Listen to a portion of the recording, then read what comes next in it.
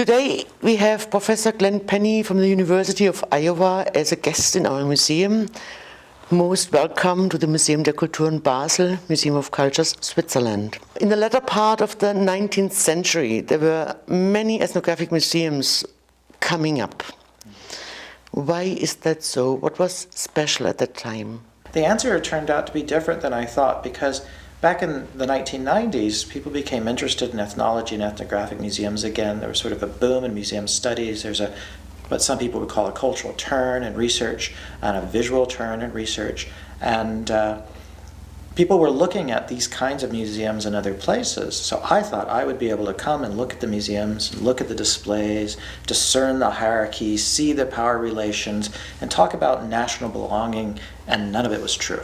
Museums, all kinds of museums, were part of self-edification and part of a movement that took place not just in Germany but across the United States and Europe to create spaces where you could have self-edification for people to teach themselves about things in the world without having to read books necessarily, without having to go to school. So the museums were created for all the different social classes, although they were always dominated by the ruling classes.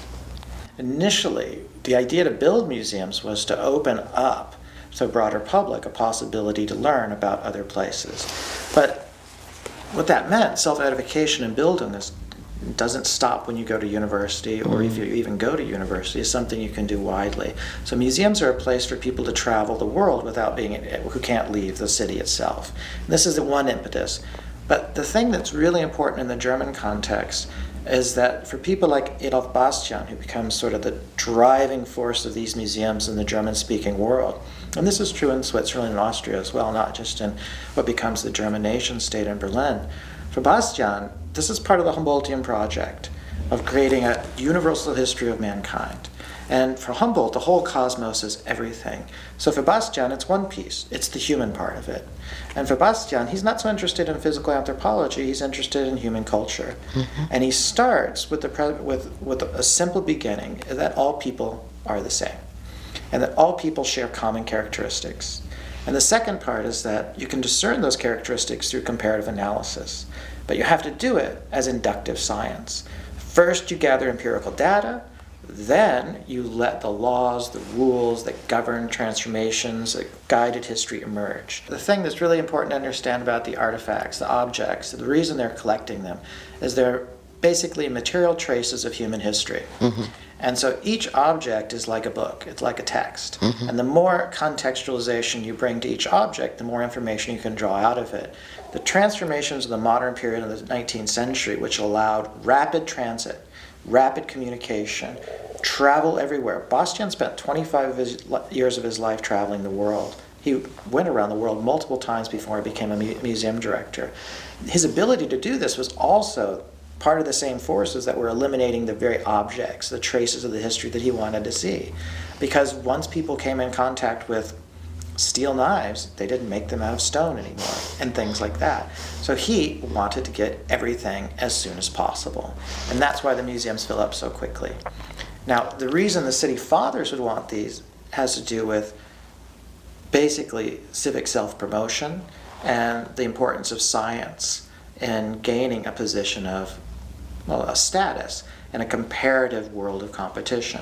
So museums are created, they grow, the university is founded, it becomes successful, and the reputation of the city does change gradually and eventually completely in some ways. Mm-hmm. One of the major problems is that the collections come in much, much faster than anyone knows what to do with them. Mm-hmm. And that you can buy large collections, but sorting through them, making sense of them requires a lot of people and money and time.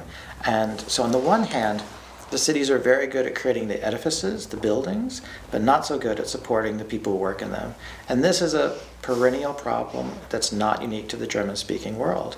And in fact, when I was writing the book and I would give presentations and talk about exactly this dilemma, people who worked in museums, it didn't matter if I was in the United States or Latin America or Europe, would just come up afterwards and say some things never change. You mentioned already how to make sense of what is in the museum. What different ways of making sense did you come across when it comes to ethnographic museums? The big debate was between whether or not museums were going to be laboratories or libraries, places for research primarily, in which scientists and others who wanted to figure out the interconnections between different kinds of people could go and do their research and study, or if they were going to be places to display the results of that research to a more general public, so that that general public could come in and be edified. When you have a combination of politicians, the press, and publics dictating how displays should look, and the people running them are responding rather than directing, what happens is they basically follow political patterns. So before 1905, I think it's very safe to say that the museums in the German-speaking world had very little focus on race or racial hierarchy in the displays, what people saw. Now, it's not the case in France, Great Britain, or the United States. But what we see is a transformation towards hierarchical displays from that period, 1905, until the First World War. And then after the First World War, it just increases. So as politics change and become more racialized in the German-speaking world, so do the displays in the museums. And so does a lot of the research. Actually, politics continues to dictate a lot of what's going on in the museums, because what happens, there are changes, but there are also changes in the politics, and the science follows those as well. So the racial patterns are eliminated from a lot of the museums, or eventually all of them, but that's also a political move, in which it wasn't necessarily the directors who were making that happen, or sometimes they were appointed because they were the kinds of people who wanted to do that, and that's what the politicians wanted to have happen.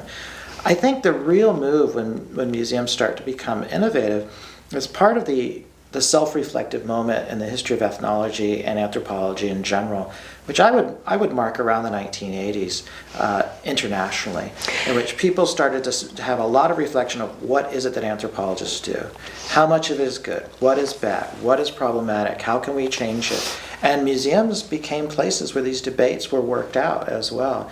And that was distant from what the city fathers might have wanted, or more general politics. Basically, in the 21st century, we have a new kind of boom of ethnographic museums. Why is it important again to have ethnographic museums, or to redo them, or to have new buildings for them? This is an international movement you're describing in the 21st century. Well, I think the key word you're using is new. The collections have always been there from the perspective of the 21st century. They've been there for a long time. Some of the collections in the Berlin Museum go back to the Kunstkammer way before the 19th century. So the question is, what relevance do they have to people living in this place today? And in part, the relevance does stem from these same movements I was talking about that affect places like Australia or South Africa or the United States, where these kinds of objects were on display. So there's an inadequacy with how those objects are being used in European museums and in the German-speaking realm as well. People recognize this. And so... Just a second. What is the inadequacy? What is inadequate about the use of the collections? By the end of the 20th century, beginning 21st century, what exactly is inadequate? If I have to nail it down to one thing, which I think you'd like me to do, it seems to me that the ways in which the collections were used these are articulations of the people who own the collections, what they think about the people that are on display, that are supposed to be represented by the objects. By the time we get to the end of the 20th century, the beginning of the 21st century, there's not much consensus that would agree that that's acceptable anymore. That actually what needs to be happening is something else. Either the museums need to become places where the people represented are able to articulate who they are. That happens in the Museum of the American Indian I mentioned earlier. Or they become places in which the objects are used for other purposes than just simply representing groups of people. I think another thing that's really important is the objects are often now very old. We have to remember that when they're collected in the 19th century, a lot of the objects are contemporary objects. Now they're 120 years old, so these are really historical objects. They're different, and their context has changed. So what do we do with them? And the answer to the question of what we do with them lies behind the we, right? Because it depends on where the museum is located, and every city has different needs and interests. And what it needs is a place for stimulation, a place for interaction, a place to go and think. That's how I experienced it. I found relationships between objects I didn't expect that made me wonder about my expectations.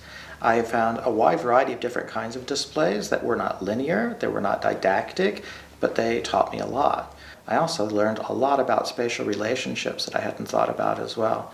I mean, there are a number of things about the museum that struck me. I mean, one is just the organization of the space and the lighting. It's fantastic, right? It's not enclosed. There's a lot of free movement, so that I, as an individual, could walk through and find my own path in many different and most of the floors in a way that allowed me then to find connections between objects that were not necessarily dictated by anyone. They are to a certain degree because someone chose the objects and put them on the floor, but the ways in which I would interact with them were open to a lot of possibilities. And just thinking about that interaction was something that I'm not able to do in most ethnographic museums, or what I would call ethnographic museums, which still usually have some sort of clear, direct message that they're trying to articulate. So I've actually found the openness in the museum to be incredibly stimulating. That was wonderful. Thank you so much.